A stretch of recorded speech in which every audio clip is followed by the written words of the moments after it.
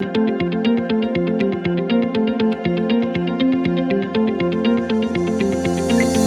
everyone, welcome back to the channel.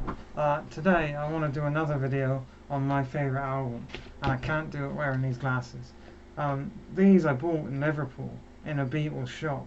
Well, it was a Beatles branded shop in Liverpool, but it wasn't like the main Beatles Experience shop. It was a smaller one.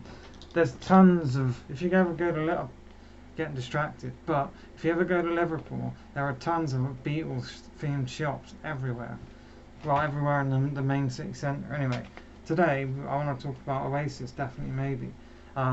This is the greatest album of all time. This is better than Abbey Road. This is better than Dark Side of the Moon. This is better than any other album you can think of.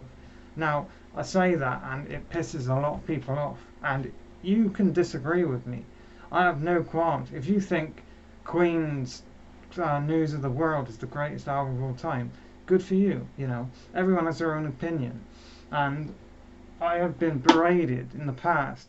I have had shit thrown at me for saying that this is my favourite, and I've never understood why. Because to me, this is undisputably the best album of all time. I'm actually really hot wearing this jacket as well. I thought I'd get nice and dressed up for this video, but it's fucking boiling in here.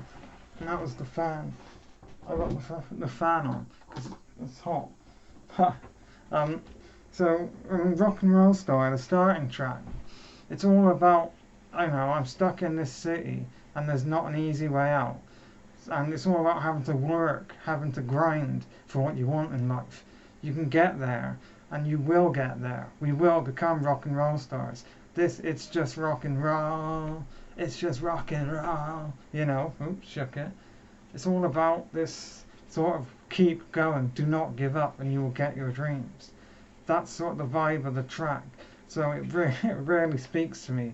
I'm also really washed out. I wonder why. Is that better? A bit better, doesn't matter. Shaker Maker. Now, Shaker Maker, they stole the melody from a Coca-Cola advert, and Noel Gallagher was sued. He had his ass sued off for that. And that's one thing that people levy against Oasis all the time, especially Noel Gallagher. All the time they say it.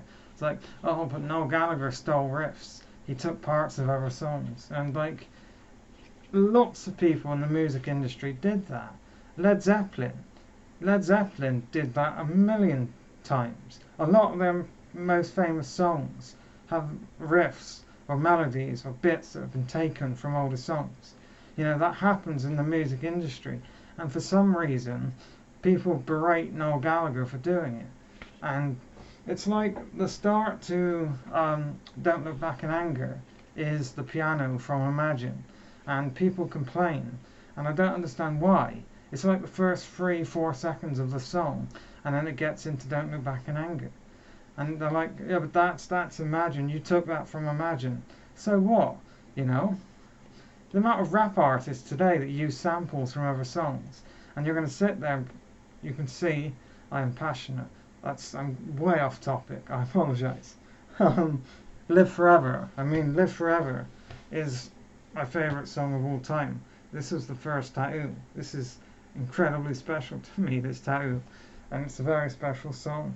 Up in the Sky, you know, Up in the Sky is all about being fucked by the man, and how at the time they didn't have a lot of money, so it's all about, you know, people who have a lot of money complaining, essentially. Columbia is amazing.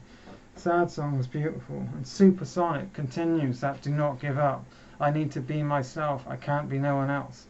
But I suppose my two favourite things about this album are the lyrical content and the sound. Liam Gallagher's voice on this album, Liam Gallagher doesn't actually like his voice on this album. I saw it in an interview, but I think it's brilliant.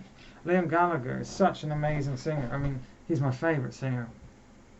And on this album, he blows me away every time. And they look so young. Oh, bloody hell. It's just brilliant. Cigarettes and Alcohol It's just such a fun-loving song. Slide Away is one of the greatest love songs of all time. But anyway, the sound. I like this. It's called Brick Walling, and apparently, according to the Oasis documentary, is it Owen Jones? Owen Morris? Hang on. Should say his name on it.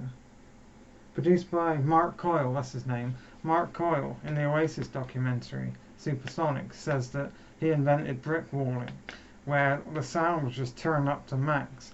It was just blasted to 10 on all the dials. And that when that came out, it was playing 10 times louder than any other song or album at the time, which is cool. And you can definitely hear that, you know. From the first note of Rock and Roll Star, this album blows up in your face. It screams at you. It's right there. It's there, and it's going to tell you what it wants to tell you, you know. And I respect that, and I love that about the album. It's just so loud, and it's a sound that Oasis wouldn't have further on.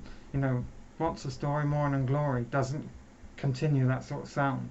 They go into a more melodic, harmonized melody sort of sound.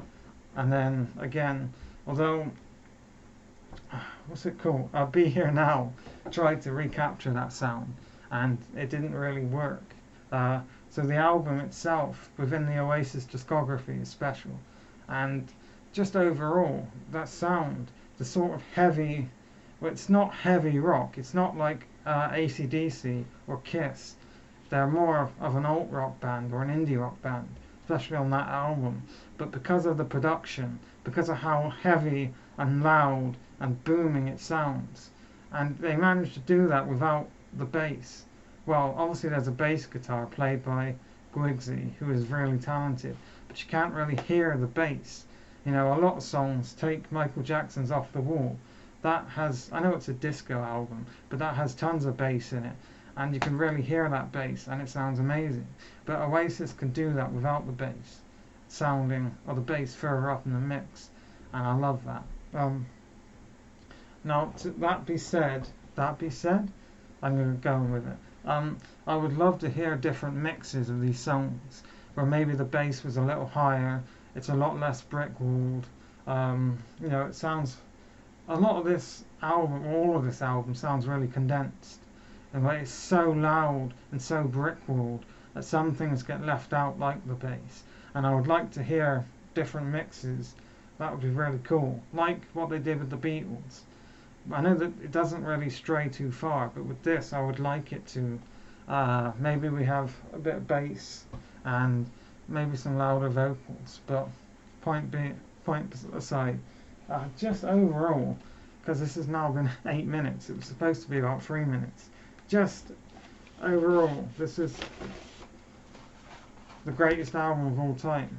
Easily, for me, the best album of all time. And Oasis are the greatest band of all time. I started listening to Oasis in 2016, over 4 years ago. Now, obviously I'd heard Wonderwall before that, and maybe some other songs. My dad liked Oasis back in the 90s, so he listened to them occasionally. My first taste of Oasis was in school, in primary school or elementary school for you Yankee Doodles. It was, I don't know, probably about 9, and our teacher at the time, because in the school we did a talent show every year, where every school year would have to go on stage and sing a song together. And for that year, he wanted us to sing Wonderwall by Oasis. And I remember it, because obviously Oasis is now is my favourite band. I was going to say one of. And it's just a memory in my head, you know. So, and Wonderwall itself, people berate Wonderwall because it's basic in sound, and this, that, the other. It's an amazing song, but I could ramble on all day. I seriously could, and I won't. Thanks for watching, and I'll see you again next time. Take care, everyone. Take care.